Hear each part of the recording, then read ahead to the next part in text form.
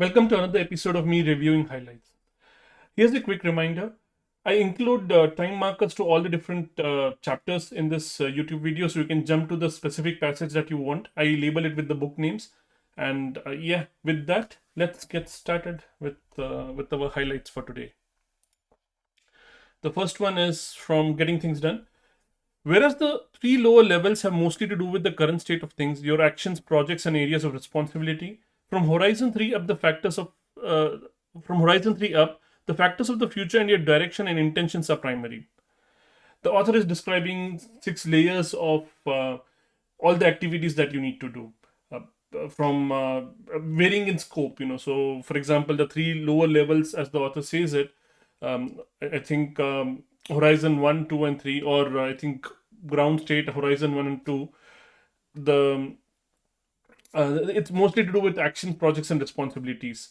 And after that, on top of that, you have it's more about working on longer term goals, the vision that you have, your aspirations, for example. So it's about that. There's not much to read into it, and in fact, I remember that I've covered this on a video before, so I'll not really speak a lot about this. It's in the book. Like I said, you can read the book for this framework. Moving on. Bittersweet.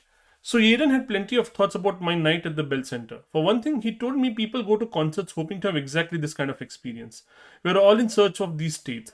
Whether or not we think of them in religious terms, we all want to get to the perfect and beautiful world. The author is talking about a not conference, concert with, if I remember correctly, Leonard Cohen, if I remember the name correctly. And she had a transformative experience, an experience where she glimpsed a view at that world through that bittersweet lens. And I realize I can't really do the justice to that notion of the how author describes the bittersweet world.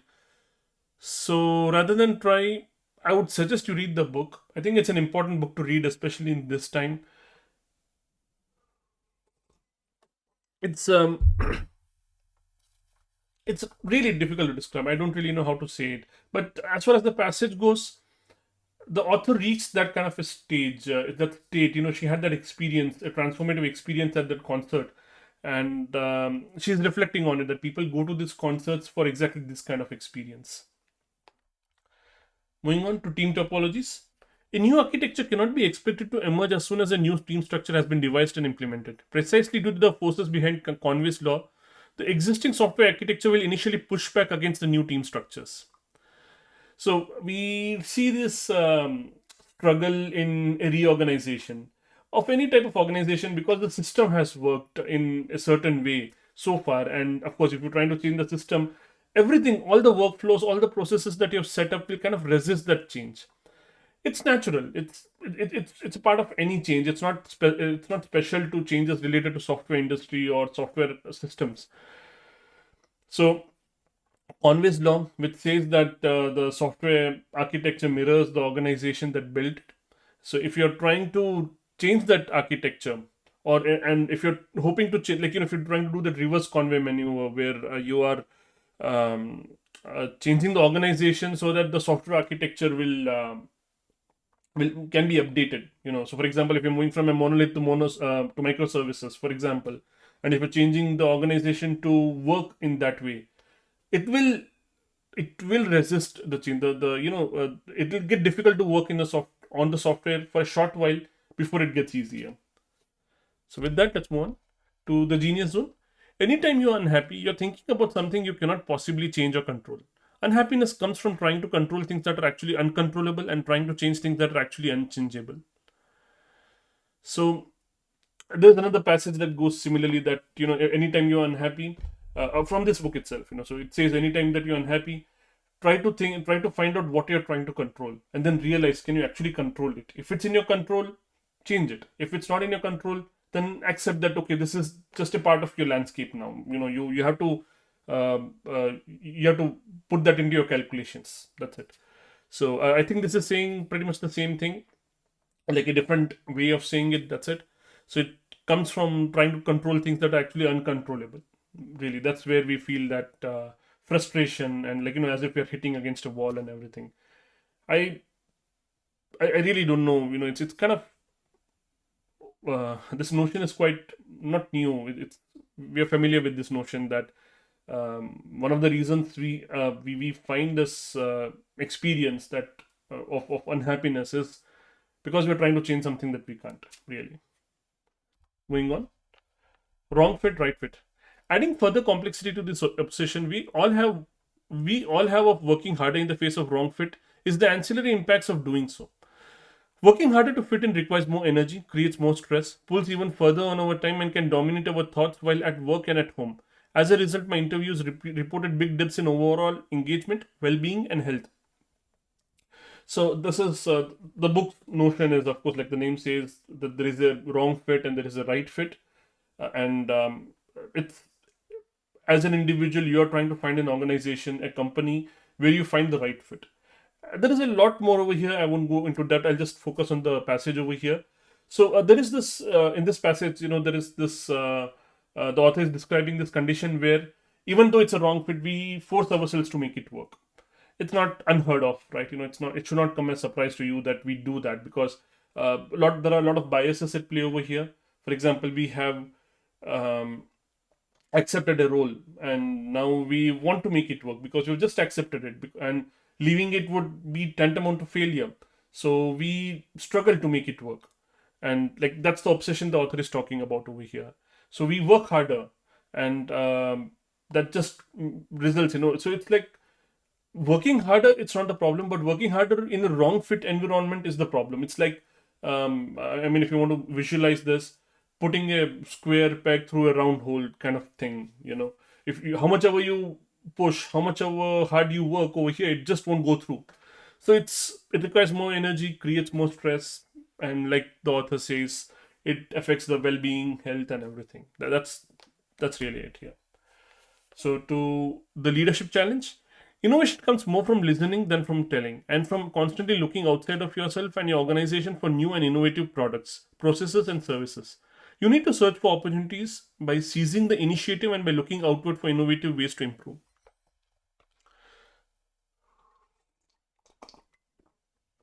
It's self evident. I don't really think I can add on anything over here. Um, yeah, it's pretty clear. I don't think I'll do any justice if I'll add anything of value more than what the author already says here. Moving on, the molecule of form.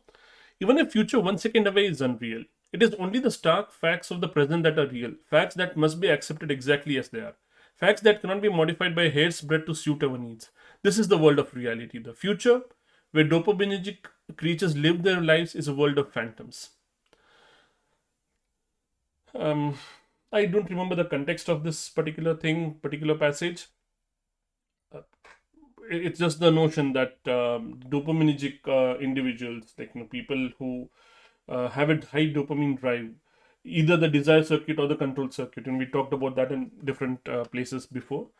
It's That's entirely the realm of the future. Uh, in the present, it's H&N chemicals that dominate, that run the show, kind of. So yeah, let's move on. No self, no problem.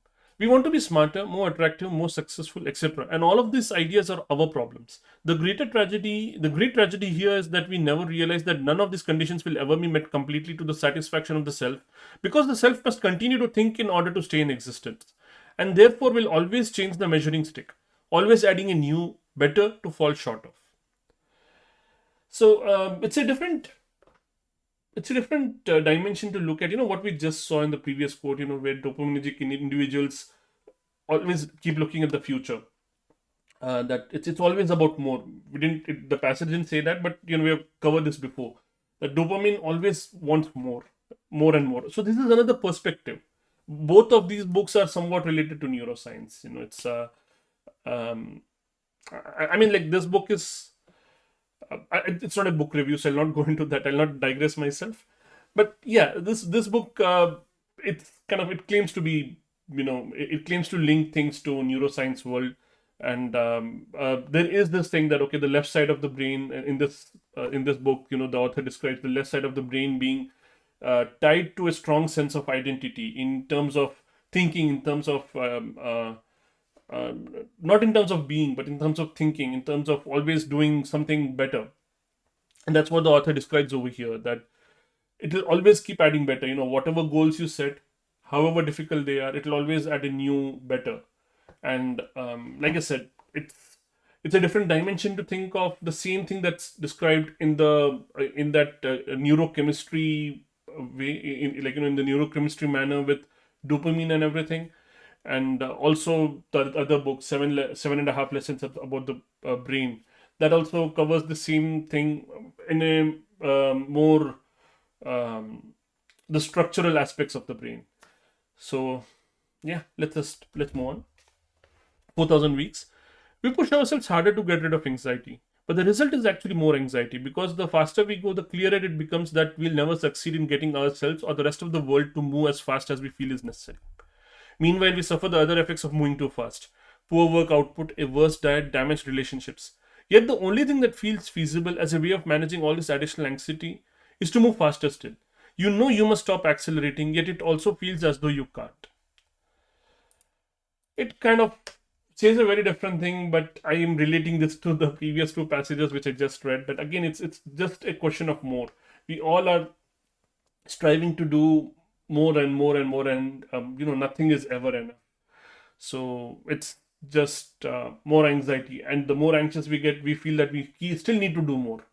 Just as we said, like it's a trait especially common in highly dopaminergic individuals, or highly left brain dominated people, as the author says.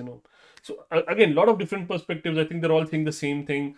They say something to us about our lives, how we live our lives in constantly chasing after things that we rationally know that will not be enough when we reach there. One goal after another, it's always about more. Moving on. Bittersweet. The answer to this question can be found in American cultural beliefs about the self. We are encouraged to see ourselves deep down as winners or losers, and to show with our sanguine, choleric behavior that we belong to the former group. These attitudes shape countless aspects of our lives, often without our realizing it. So, over here, the author is covering the stigma of being a loser. That and she also covers this kind of the history of the word loser. That when earlier it just meant somebody who has lost something. That's it. To now, where it has picked up this connotation um, of like a character trait, that this person is a loser. And it kind of like I mean, you might have seen it from the inflection of my voice as well, that it's kind of like a bad thing to be a loser. On one hand, we keep saying that failure teaches us a lot of things. We need to keep failing again and again and again, and then we have a stigma associated with loser. So the author primarily talks about American culture over here, where everything has to be perfect. Everybody has to be happy, everybody has to be smiling and happy, and how much ever they're working, or how much ever they're struggling, they have to put a smile on their face. That nature, and the idea being that we're always seeing ourselves as winners. You can't imagine ourselves as losers. That's the effects of this the author covers later in the book, not just later but earlier, and everything revolves around this bittersweet nature of reality, accepting the bittersweet nature of reality. And the again, like, the author covers all of that in the book. Like I said, it's an important book to read today. So yeah, that's I think the end of it. And again, I think it was a good set of passages today. With that, I'll call it I'll call this done. Thank you for watching.